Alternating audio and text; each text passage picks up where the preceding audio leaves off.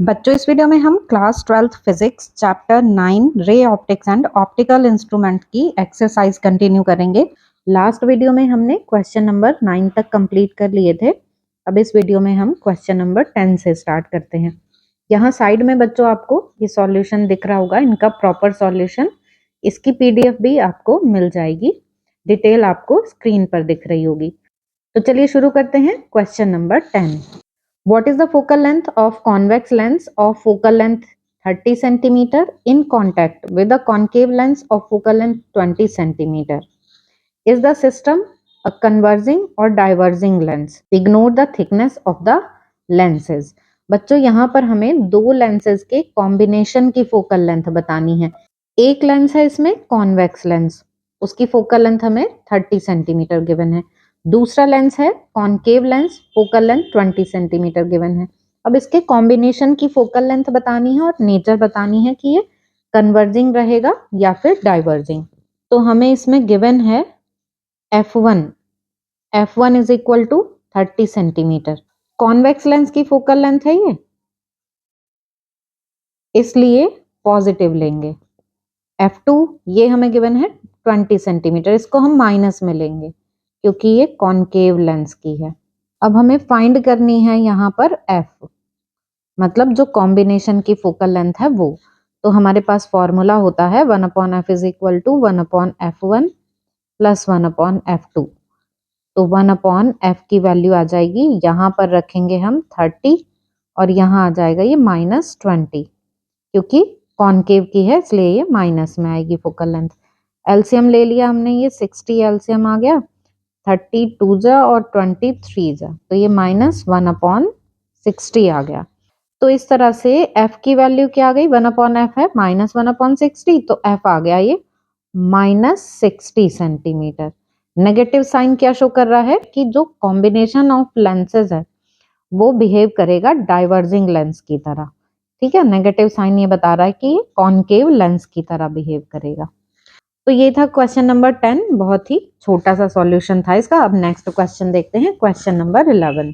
A compound microscope consists of an objective lens of focal length 2 centimeter and an eyepiece of focal length 6.25 centimeter separated by a distance of 15 centimeter. How far from the objective should an object be placed in order to obtain the final image at A part, the least distance of distinct vision 25 centimeter, and B part at infinity? What is the magnifying power of the microscope in each case? ये question है बच्चों थोड़ा लेंदी, एक तो दो parts भी दिख रहे हैं हमें यहाँ पर, और कंपाउंड माइक्रोस्कोप पर बेस्ड क्वेश्चन है, तो हम इसको डायग्राम की हेल्प से समझ लेते हैं। तो इस तरह से ये हमने कंपाउंड माइक्रोस्कोप के लिए दोनों लेंसेज ड्रॉ कर लिए हैं। ये है ऑब्जेक्टिव लेंस और ये है आईपीस लेंस। अब हमें क्वेश्चन में गिवन है कि ऑब्जेक्टिव लेंस की फोकल लेंथ है 2 सेंटीमीटर, मतलब इसमें हमें ये गिवन है, ऑब्जेक्टिव के लिए हम FO लिखते हैं, तो FO की वैल्यू गिवन है 2 centimetre and eyepiece of focal length 6.2 centimetre. तो आईपीस के लिए FE की वैल्यू हमें गिवन है 6.25 centimetre separated by a distance 15 centimetre. ये दोनों लेंसेज 15 सेंटीमीटर की डिस्टेंस पर हैं एक दूसरे से, ये डिस्टेंस है 15 सेंटीमीटर। अब दोनों लेंसेज के बीच की डिस्टेंस को VO प्लस UE ऐसे लिख सकते हैं। तो VO प्लस UE ये गिवन है हमें 15 सेंटीमीटर। अब ये कैसे हुआ कि ये जो 15 सेंटीमीटर है ये VO प्लस UE की वैल्यू है। तो बच्चों मान लेते हैं कि ऑब्जेक्ट इधर कहीं रखा है, तो उसकी इमेज यहाँ पर बनेगी।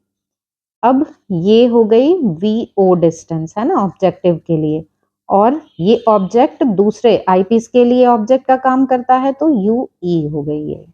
तो इस तरह से हम देख रहे हैं कि दोनों लेंसेज के बीच का जो सेपरेशन है वो VO प्लस UE है, जो हमें 15 सेंटीमीटर गिवन है। अब बताना क्या है, how far from the objective should an object be placed in order to obtain the final image at least distance of distinct vision. मतलब ये वैल्यू बतानी है हमें कि UO की वैल्यू कितनी होनी चाहिए जिसके लिए जो आईपीस है ये फाइनल इमेज बनाएगा वो एक बार तो बनाए 25 सेंटीमीटर पर, least distance of distinct vision पर, और दूसरी बार ये बनाए इन्फिनिटी पर। तो हमें ये दोनों केसेस के लिए यूओ की वैल्यू निकालनी है।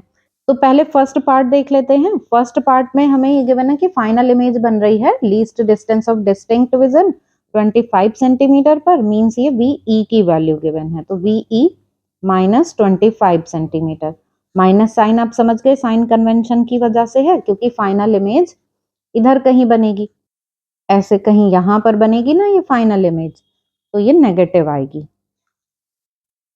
एफ ई हमें गिवन है 6.25 सेंटीमीटर। तो इन दोनों की हेल्प से हम पहले फाइंड करेंगे यू ई। तो जब हमारे पास यू ई की वैल्यू आ जाएगी तो उसे 15 में से माइनस कर देंगे, तो हमें ये वी ओ मिल जाएगा। अब वी ओ है हमारे पास, एफ ओ है हमारे पास, तो हम यू ओ निकाल सकते हैं। तो आपको ये मेथड तो समझ में आ गया होगा कि पहले हम फाइंड करेंगे यू ई, जब यू ई आ जाएगा उसको 15 में से माइनस करके वी ओ निकाल लेंगे, और फिर वी ओ और एफ ओ की हेल्प से यू ओ आ जाएगा। तो यही करना है हमें। तो हम यहाँ पर वही लेंस फॉर्मूला लगा रहे हैं, 1 upon F E is equal to 1 upon V E minus 1 upon U E. तो इसकी हेल्प से 1 अपॉन यू ई की वैल्यू, इसको यू ई को हम दूसरी साइड ले आए, इधर ये V E minus 1 upon F E हो गया। इनकी वैल्यूज रख देते हैं। 1 upon U E is equal to V E की वैल्यू है -25, और यहां पर है ये 6.25। ठीक है, फोकल लेंथ 6.25 गिवन है ना। तो हम ये पॉइंट हटा के यहाँ 0 लगा लेते हैं और फिर दोनों को 25 से डिवाइड कर लेते हैं। तो यहाँ पर 4 आ जाता है, इसको 25 से डिवाइड करेंगे तो 25 ही आ जाएगा, क्योंकि 25 का स्क्वायर होता है ना 625। तो अब ये हमारे पास वैल्यू 1 अपॉन 25 माइनस 4 अपॉन 25 आ गई। तो अब हमारे लिए सॉल्व करना काफी इजी रह गया, ये भी माइनस में है। -1 -4 अपॉन 25, तो 1 अपॉन यू ई की वैल्यू आ गई -5 अपॉन 25। ठीक है, तो यू ई आ गया ये यहाँ पे 5, तो यू ई की वैल्यू -5 सेंटीमीटर आ गई। अब जब यू ई की वैल्यू आ गई है तो अब हम फाइंड कर लेंगे वी ओ। हमारे पास है V O plus U E is equal to 15। तो वी ओ की वैल्यू आ जाएगी 15 माइनस यू ई। अब यहाँ हम इसका मॉड्यूलस लेंगे, क्योंकि हमें ये डिस्टेंस लेनी है ना।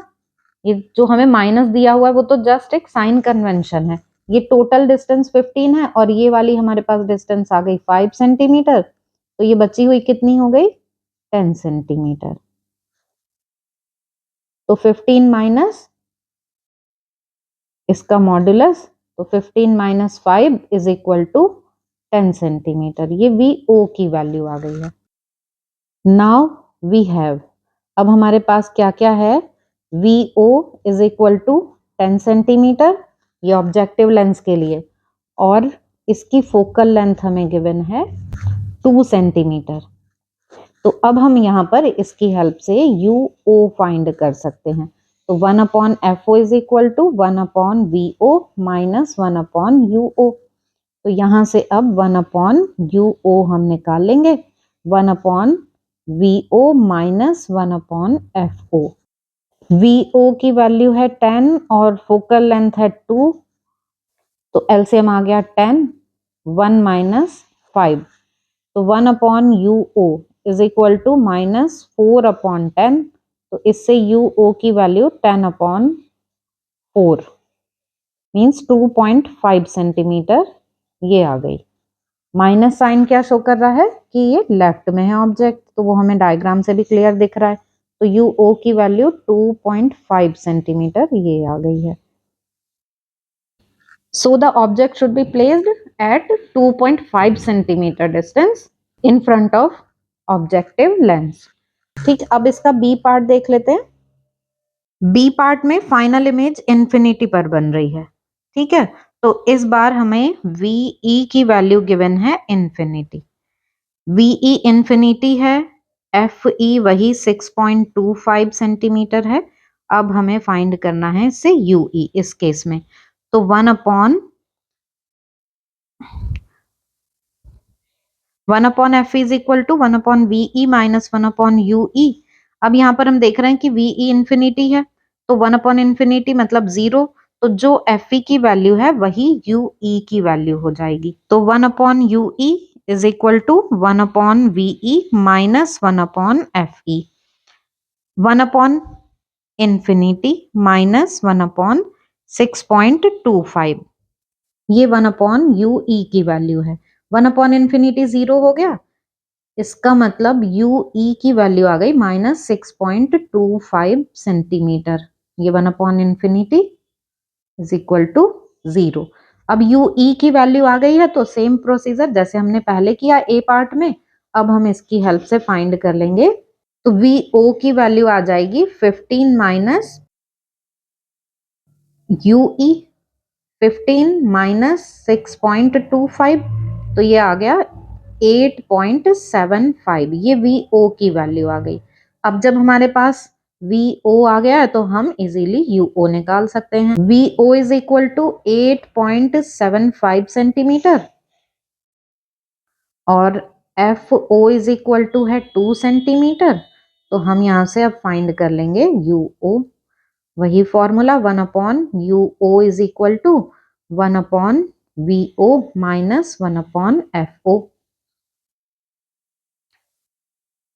यहाँ 8.75, यहाँ पर ये 2, इनका एलसीएम आ जाता है, 2 से मल्टीप्लाई कर दें इसको, 8 टू द 16 तो 17.50, ये एलसीएम आ गया। अब इससे डिवाइड किया तो यहाँ पर 8.75 से डिवाइड किया तो ये 2 टाइम यहाँ से डिवाइड हो गया, और इसको जब 2 से डिवाइड किया तो वही 8.75 आ गया।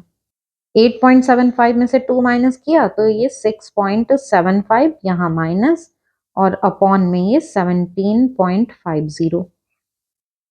अब यहाँ से यू ओ देखें तो उल्टा कर देंगे, 17.50 अपॉन 6.75 माइनस में तो डिवाइड कर लेते हैं, तो डिवाइड करके ये आ जाता है -2.59।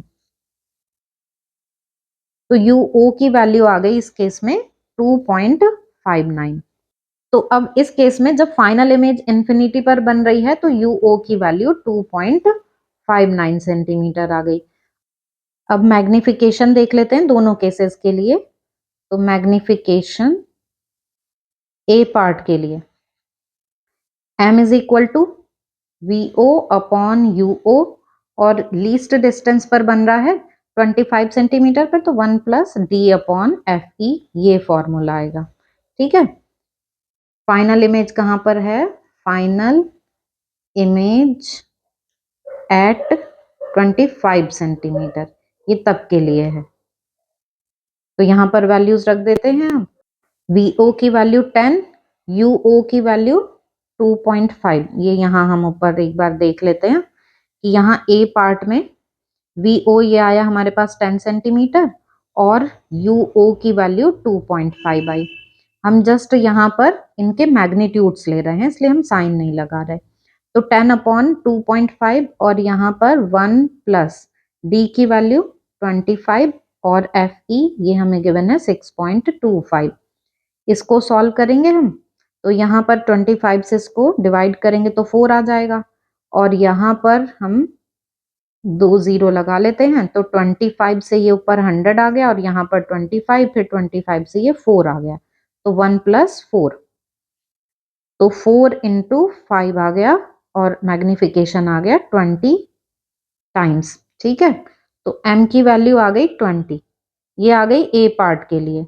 अब b पार्ट के लिए m is equal to V O upon U O, अब यहाँ पर just d upon F E आएगा। अब फाइनल इमेज बन रही है इंफिनिटी पर, यहाँ पर वैल्यू रख देते हैं। तो ऐसे ही ये वैल्यूज रखेंगे अब वी ओ और यू ओ की। तो वी ओ इस केस में आया 8.75, यू ओ आया 2.59, और डी की वैल्यू 25 और एफ ई की वैल्यू 6.25।